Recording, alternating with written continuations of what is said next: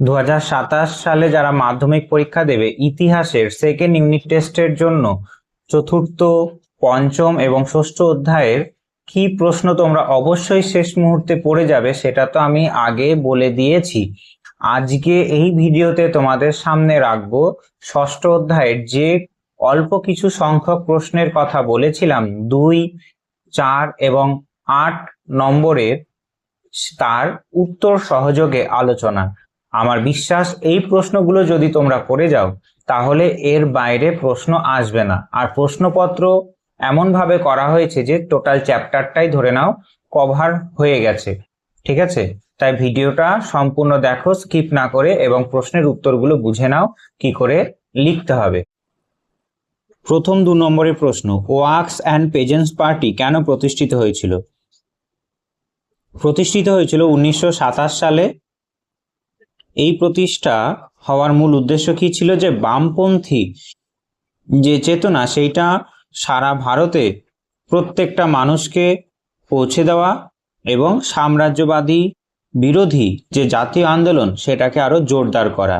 বামপন্থী মানেই আমরা বলতে পারি তারা শ্রমিক কৃষকদের নিয়ে আন্দোলনে বিশ্বাস রাখে। তাই সেই সমস্ত স্তরের নিম্ন শ্রেণীর সমাজে যে সমস্ত মানুষ পরিচিত তাদেরকে জাতীয় আন্দোলনে অন্তর্ভুক্ত করা ছিল এই ওয়ার্কস অ্যান্ড পেজেন্টস পার্টির আর একটা উদ্দেশ্য। কারণ সমাজে চোখে তারা নিম্ন কৃষক শ্রমিক, তারা যদি জাতীয় আন্দোলনে অংশগ্রহণ না করে ভারত স্বাধীনতা পাবে না সহজে। সেইটা একটা উদ্দেশ্য ছিল। আর দ্বিতীয় উদ্দেশ্য কি ছিল? যে শ্রমিক ও কৃষকের দাবি যেটা আছে তারা এতদিন যেটা বলতে পারছিল না সেই দাবি আদায় করা, জমিদারদের শোষণ থেকে মুক্ত রাখা, উচ্চ কর, কারখানার যে মালিক আছে তাদের অত্যাচার থেকে মুক্ত রাখা, অর্থাৎ শ্রমিক কৃষকদের ন্যায্য যে অধিকার সেটা প্রতিষ্ঠা করা ছিল এই ওয়ার্কস অ্যান্ড পেজেন্টস পার্টির উদ্দেশ্য। তারপরে দ্বিতীয় 2 নম্বরের প্রশ্ন 2 মার্কসের, একা আন্দোলন শুরু হয় কেন? একা আন্দোলন শুরু হওয়ার পিছনে আমরা জানি যে গান্ধীজি অহিংস অসহযোগ আন্দোলন শুরু করেছিল। সেই অহিংস অসহযোগ আন্দোলনের সময় এই একা আন্দোলনও শুরু হয় যুক্ত প্রদেশে, বর্তমানে যাকে আমরা উত্তর প্রদেশ বলি। কোথায় কোথায় হয়েছিল? হারদই, বারাইচ, সীতাপুর প্রভৃতি অঞ্চলে একজন নেতা ছিলেন মাদারপাশি, তার নেতৃত্বে একা বা একতা আন্দোলন শুরু হয়েছিল। ঠিক আছে, আর একজন ছিলেন চরমপন্থী নেতা গরিবদাস, তিনি এবং মাদারপাশি একসঙ্গে মিলে একা আন্দোলন শুরু করেছিলেন। শ্রমিকরা নয়, এখানে কৃষকরা হবে। এই কৃষকরা একত্রিত হয়ে ঐক্যবদ্ধ হয়ে ঠিক করেছিল যতদিন না আমাদের বাড়তি কর যেটা চাপিয়েছে সেটা বন্ধ করা হবে ততদিন আমরা ঐক্যবদ্ধভাবে আন্দোলন করব। এই কারণে একা আন্দোলন নাম হয়েছে। কেন করেছিল আন্দোলন? তারা যে অতিরিক্ত করের যে বোঝা চাপিয়েছিল তালুকদার এবং জমিদাররা, তার অতিরিক্ত খাজনা বা কর এবং অন্যায় করে যে কর কৃষকদের উপর চাপানো হয়েছে সেইটা বন্ধ করার জন্য, সেইটা প্রতিবাদ করার জন্য তারা আন্দোলন শুরু করেছিল।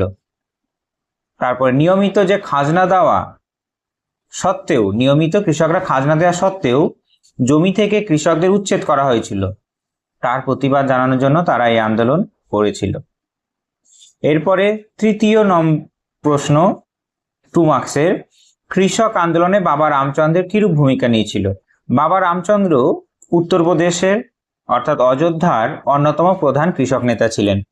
তিনি একটা কৃষক সংগঠনও গড়ে তুলেছিলেন 1920 খ্রিস্টাব্দে, যার নাম অযোধ্যা কিষাণ সভা।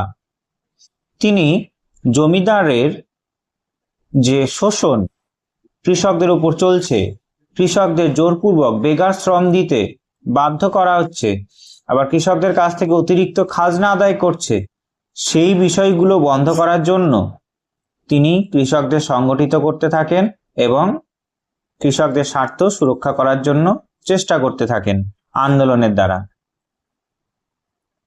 যেমন তুলসীদাসের যে রামচরিত মানস ছিল সেইটা কৃষকদের সামনে পাঠ করে কৃষকদের মধ্যে রাজনৈতিক সচেতনতা, অর্থাৎ নিজেদের অধিকার কি করে পেতে হয় এবং কি করে আত্মমর্যাদা বোধ রেখে জীবনে চলতে হয় সেই জিনিসগুলোও তিনি কৃষকদের বোঝাতেন।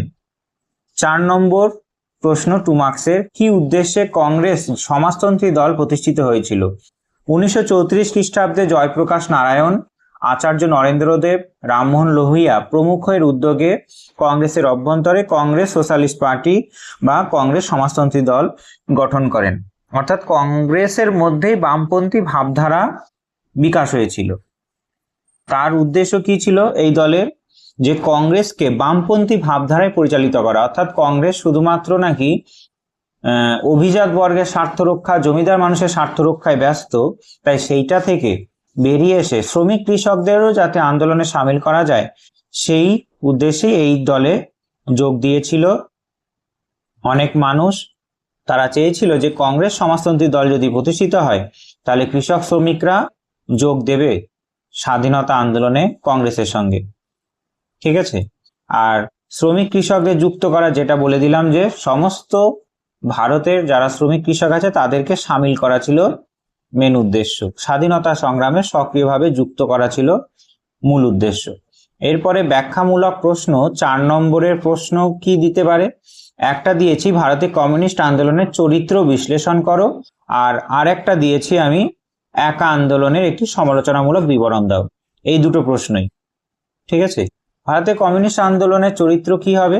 যে স্বাধীনতা সংগ্রাম বা সমাজ পরিবর্তনের লড়াইয়ে ভারতের যে কমিউনিস্ট পার্টি ছিল তার ভূমিকা বিশেষ ছিল। ঠিক আছে, তারা কি করত? যে সাম্রাজ্যবাদের যেমন বিরোধিতা করত, তারা চাইতো যে সাম্রাজ্যবাদ সম্পূর্ণরূপে উচ্ছেদ হয়ে যাক, দেশীয় জমিদার, জোতদার, পুঁজিপতি যারা আছে তাদের শোষণেরও অবসান ঘটুক। কৃষক ও শ্রমিক শ্রেণী যারা ছিল তাদেরকে ঐক্যবদ্ধ করা, ঠিক আছে, তার জন্য তৈরি করেছিল all India trade union Congress, এবং সর্বভারতীয় যে কিষাণ সভার মাধ্যমে শ্রমিক ও কৃষকের শ্রেণী সংগ্রাম, অর্থাৎ শ্রমিক কৃষকরা যাতে সামিল হতে পারে আন্দোলনে, সেই ভিত্তিকে সংগঠিত করা। আন্তর্জাতিক ভাবধারা, অর্থাৎ কমিউনিস্ট আন্দোলন মার্ক্সবাদী ও আন্তর্জাতিক কমিউনিস্ট ভাবধারা দ্বারা পরিচালিত হতো, যা তৎকালীন জাতীয় কংগ্রেসের আদর্শ থেকে অনেকটা কিন্তু আলাদা ছিল। কারণ কমিউনিস্ট পার্টি তৈরি হয়েছিল রাশিয়ার তাসখন্দে 1920-তে, তারপরে 1925 সালে ভারতে তৈরি হয়েছিল। তাই আন্তর্জাতিক ভাবধারা বামপন্থীদের মধ্যে ছিল। আর সশস্ত্র গণ আন্দোলনের মেলবন্ধতা দেখাতে গিয়ে তারা দেখিয়েছিলেন যে তারা কিন্তু শুধুমাত্র আইনি লড়াই বা শান্তিপূর্ণ আন্দোলনে বিশ্বাসী ছিল না, তারা তেভাগা, তেলেঙ্গানা বা পুনাপ্রা, ভায়ালার মতো সশস্ত্র গণ আন্দোলনেও সক্রিয় নেতৃত্ব দিয়েছিলেন। অর্থাৎ কংগ্রেসের মধ্যে যারা চরমপন্থী তারা যে সমস্ত সশস্ত্র গণ আন্দোলন করতেন, তেমনি এখানে বামপন্থীরাও সেই রকমই আন্দোলন করতেন। এরপরে ব্রিটিশরা এই সাম্যবাদী বা সমাজতন্ত্রী বা বামপন্থীদের যখন প্রচুর পরিমাণে উত্থান ঘটে, এগিয়ে যেতে থাকে আন্দোলনে, তখন তারা ভয় পেয়ে শঙ্কিত হয়ে বিরাট ষড়যন্ত্র মামলা চালু করলেন। এর ফলে অনেক দুজন বিদেশি ছিলেন, তার মধ্যে গ্রেপ্তার হয়েছিলেন এই বিরাট ষড়যন্ত্র মামলা দ্বারা, যেমন ফিলিপ স্প্র্যাট এবং বেঞ্জামিন ব্র্যাডলি। আরও 34 জন নেতা গ্রেপ্তার হয়েছিলেন। এবার এই নেতারা গ্রেপ্তার হওয়ার পরে, বিরাট ষড়যন্ত্র মামলার পরে এই বামপন্থী আন্দোলন অনেকটা স্তিমিত হয়ে গেছিল। ঠিক আছে, তার কারণ কি? অভ্যন্তরীণ নানা মতপার্থক্য হয়েছিল। সাধারণ শ্রমজীবী মানুষের দাবিকে জাতীয় রাজনীতি মূলস্রোতে এনে তবুও দাঁড় করাতে পেরেছিল এই বামপন্থীরা। ঠিক আছে, এরপরে আর একটা প্রশ্ন দিয়েছি, একা আন্দোলনের একটি সমালোচনামূলক বিবরণ দাও। একা আন্দোলন আমরা জানি কোথায় হয়েছিল? মাদারপাশির নেতৃত্বে যুক্ত প্রদেশে হয়েছিল, বর্তমানে যাকে আমরা উত্তরপ্রদেশ বলি। আন্দোলনের বৈশিষ্ট্য বা ভালো দিক কি ছিল? যে কৃষকদের মধ্যে একটা ঐক্যবোধ গড়ে উঠেছিল, যে উচ্চ বর্ণ, নিম্ন বর্ণের, ক্ষুদ্র কৃষক, ভাগচাষী কৃষক, তারা নিজেদের মধ্যে একতা বজায় রাখার জন্য শপথ গ্রহণ করেন। ঠিক আছে, তারা বলেছিলেন যে নির্ধারিত যে কর তার থেকে বেশি কর জমিদারদের দেবেন না। ঠিক আছে, জোরপূর্বক জমি থেকে উচ্ছেদ তারা মানবেন না, আর বেগাশ্রমের যে প্রথা সেটা অবসান ঘটাতে হবে। মাদারপাশি ছিলেন একজন নেতা, আর একজন ছিলেন বাবা গরিব দাস। আন্দোলনটা একতা বা একা কেন হলো? কারণ কৃষকরা ঐক্যবদ্ধ হয়ে ঠিক করেছিল যতদিন না আমাদের দাবি দেওয়া পূরণ হচ্ছে ততদিন আমরা এই আন্দোলনটা চালিয়ে যাব, ঐক্যবদ্ধ থাকবো। কিন্তু তবুও এই আন্দোলনের সীমাবদ্ধতা ছিল। সীমাবদ্ধতা কি, যে চরমপন্থী নেতা বাবা গরিব দাস তিনি শুধুমাত্র অহিংস আন্দোলন করেননি, তিনি হিংসাত্মক পথ অবলম্বন করে, ঠিক আছে, যার ফলে কংগ্রেস এই আন্দোলন থেকে কি করেছিল, মুখ ফিরিয়ে নিয়েছিল। কারণ কংগ্রেস এইখানে কিন্তু কোনো রকম ভাবে সাপোর্ট করেনি হিংসাত্মক কার্যকলাপকে। তারপরে সুনির্দিষ্ট রাজনৈতিক যে ভাবনা সেটা ছিল না, কারণ একটি স্থানীয় সাময়িক আর্থিক শোষণের বিরুদ্ধে এই প্রতিক্রিয়া ছিল। এর ফলে এর পেছনে কোনো দীর্ঘমেয়াদী রাজনৈতিক বিপ্লবী আদর্শ ছিল না, শুধুমাত্র নিজেদের সমস্যা সমাধান করার জন্যই তারা আন্দোলনে সামিল হয়েছিল। আর আন্দোলনটি যখন অহিংসা থেকে হিংসাত্মককে চলে যায়, তখন জমিদারদের সম্পত্তি আক্রমণ করেছিল এক আন্দোলন নেতারা। তখন ব্রিটিশ সরকার 1922 খ্রিস্টাব্দে মাঝামাঝি সময় কঠোর পুলিশ দমন নীতির মাধ্যমে এই আন্দোলনকে সম্পূর্ণরূপে কি করে, ধ্বংস করে দেয়। তবুও বলা যায় যে সীমাবদ্ধতা ছিল, খারাপ দিক ছিল, কিন্তু তবুও যে মাদারপাশির নেতৃত্বে নিজস্ব শক্তিতে আন্দোলন গড়ে তুলেছিল কৃষকরা, তা অনন্য দৃষ্টান্ত। ঠিক আছে, তারা কিন্তু কোনো রকম বড় জাতীয় নেতা ছাড়াই নিম্নবর্ণের প্রান্তিক কৃষকরা এই আন্দোলনে সামিল হয়েছিল, যেটা এখনো অনন্য দৃষ্টান্ত স্থাপন করে রেখেছে। 8 নম্বরে তোমাদের এই চ্যাপ্টারে একটা প্রশ্নই বলেছিলাম কি, যে 20 শতকে ভারতে উপনিবেশিকতা বিরোধী আন্দোলনে বামপন্থীদের ভূমিকা। 1 নম্বর একটাই প্রশ্ন বলেছিলাম, ভূমিকা কি ছিল, যে 20 শতকের 20-এর দশকে যখন বামপন্থী আন্দোলন ভারতে শুরু হলো, তখন সে সমস্ত কৃষক শ্রমিকরা ছিল একটা আশার আলো দেখেছিল, হয়তো বামপন্থীরা আমাদের যে সমস্যাগুলো আছে সেইগুলো দূর করবে। কারণ বামপন্থী মানেই শ্রমিক কৃষকদের স্বার্থকে সুরক্ষিত করার জন্য তারা এসেছে, অর্থাৎ বলশেভিক বিপ্লবের দ্বারা অনুপ্রাণিত হয়েছে তারা। লেনিন রাশিয়াতে যে বলশেভিক বিপ্লব করেছিল, সেই আদর্শে বামপন্থীরা তাদের নিজেদের দল রাশিয়াতে স্থাপন করেছিল তাসখন্দে 1920-তে, তারপর ভারতে তৈরি হলো 1925-এ। তাহলে এবার বলতে পারি যে শ্রমিক কৃষকদের জন্যই তারা আন্দোলন করছে, ঠিক আছে। কিন্তু তারা যে ভূমিকা নিয়েছিল, সেই ভূমিকাগুলো যদি দেখা যায়, সেইখানে কি কি পাওয়া যাবে, যে তারা কিষাণ সভা গঠন করেছিল কৃষকদের স্বার্থ রক্ষার জন্য 1936 খ্রিস্টাব্দে। কৃষক আন্দোলন পরিচালনা করেছিল বিভিন্ন ভারতের জায়গায়, বাংলা, বিহার, অন্ধ্রপ্রদেশ, কেরালায়। বামপন্থীরা ছিল বলেই কৃষকরা তাদের স্বার্থের কথা খুব সহজে ব্রিটিশদের কাছে জানাতে পারে। আর ঐতিহাসিক কৃষক বিদ্রোহ হয়েছিল, যেমন 1940 খ্রিস্টাব্দে কমিউনিস্ট বামপন্থী নেতৃত্বে তেভাগা আন্দোলন হয়েছিল, খুব বড়সড় আন্দোলন। আর অন্ধ্রপ্রদেশে তেলেঙ্গানায় সশস্ত্র কৃষক সংগ্রাম শুরু হয়, যা উপনিবেশিক ও জমিদারি ব্যবস্থার যে ভিত ছিল সেটাকে কাঁপিয়ে দিয়েছিল। তেভাগা আন্দোলন হয়েছিল বাংলায়, আর তেলেঙ্গানা সংগ্রাম হয়েছিল অন্ধ্রপ্রদেশে। এরপর শ্রমিক আন্দোলনে বামপন্থীদের কি ভূমিকা ছিল, বামপন্থীরা ট্রেড ইউনিয়ন গঠন করেছিল 1920 খ্রিস্টাব্দে, নাম ছিল গিরনি কামগর ইউনিয়ন, ঠিক আছে। বোম্বাইয়ে যে বস্ত্রকল ছিল, সে বস্ত্রকলে শ্রমিকদের সংগঠিত করেছিল এই ট্রেড ইউনিয়ন গঠন করে। তারপর ধর্মঘট করেছিল অনেক, 1928 খ্রিস্টাব্দে বোম্বাই টেক্সটাইলে ধর্মঘট হয়েছিল। 1929 খ্রিস্টাব্দে চটকলে শ্রমিক ধর্মঘটে কমিউনিস্টরা মুখ্য ভূমিকা পালন করেছিল, শ্রমিক স্বার্থ সুরক্ষিত করার উদ্যোগ নিয়েছিল এই ধর্মঘটের মাধ্যমে, ঠিক আছে।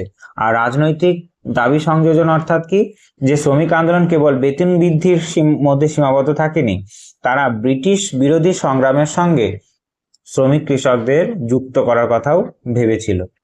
এরপরে কংগ্রেসের যে ভেতরে অভ্যন্তরীণ বামপন্থী জন্ম নিয়েছিল, সেটা কি, যে সুভাষচন্দ্র বসু, জওহরলাল নেহেরু কংগ্রেসের ভেতরেই বামপন্থী চিন্তাধারাকে জোরালো করে তুলেছিলেন।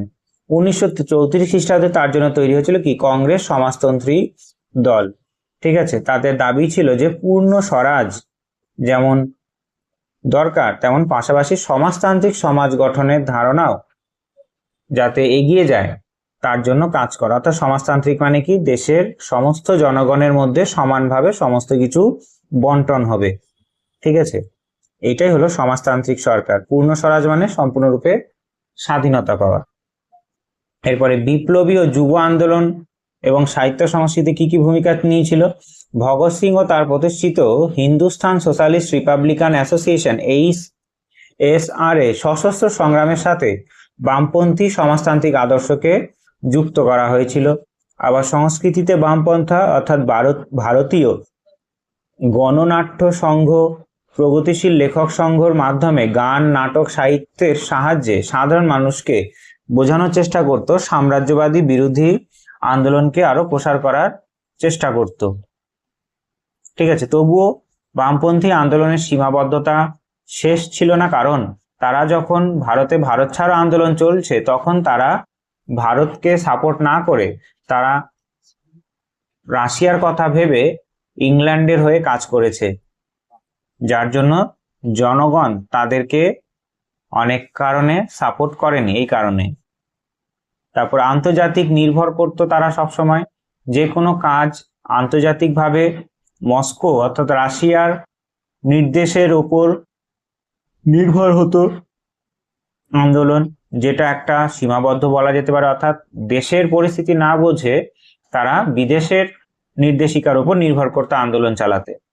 ঠিক আছে, তবুও আমরা বলতে পারি মূল্যায়নে যে স্বাধীনতা আন্দোলনে বামপন্থীদের যে অবদান সেটা অস্বীকার করা যায় না। ঠিক আছে, তারা স্বাধীনতা সংগ্রামকে শুধুমাত্র রাজনৈতিক মুক্তির লড়াই সীমাবদ্ধ না রেখে শোষণ মুক্ত বৈষম্যহীন সমাজ গঠনের লড়াই উন্নত করতে চেয়েছিল। শ্রমিক, কৃষক, সাধারণ শ্রমজীবী মানুষকে আন্দোলনের মূল স্রোতে সামিল করার ক্ষেত্রে বামপন্থীরা কি করেছিল? ঐতিহাসিক ভূমিকা পালন করেছিল। ঠিক আছে, বেশ, এই কটাই ছিল প্রশ্ন তোমাদের ষষ্ঠ অধ্যায়ে। দেখা হচ্ছে পরের ক্লাসে, ততক্ষণ ভালো থেকো। জয় হিন্দ, জয় ভারত।